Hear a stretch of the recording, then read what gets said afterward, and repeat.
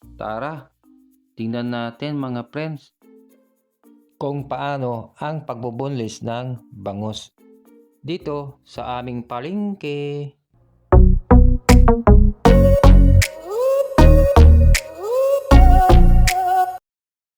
Welcome to my channel. I'm back. Ganito pala ang teknik ng pagbubunlis ng bangus. Panoodin nga natin ang ginagawa ni Manong.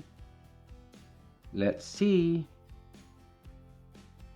Keep watching na lang po hanggang sa dulo.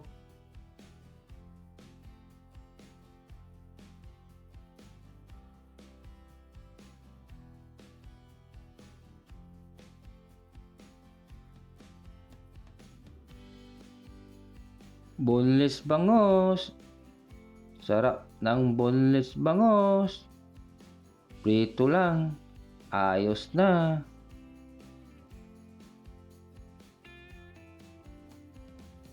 Mga boneless bunuan bangus ang mga ito.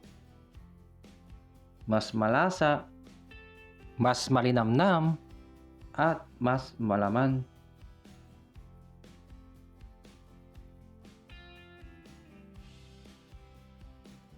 Kung may time kayo mga friends, pasyal lang po kayo dito sa aming bayan ng Mangaldan, Pangasinan.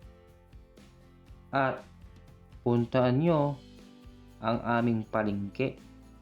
Dito nyo makikita ang mga fresh na boneless bangus na kagaya nito.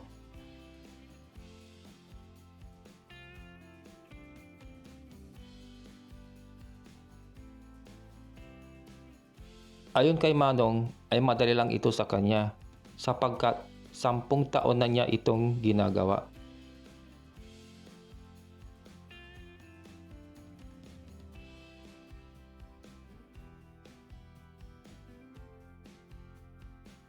Bangus, bangus, bangus. Mga boneless bangus po kayo dyan. Sana all.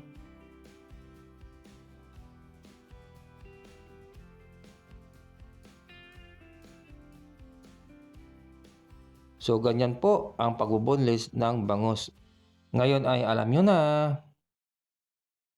O ano na mga friends, bali magpapaalam na ako.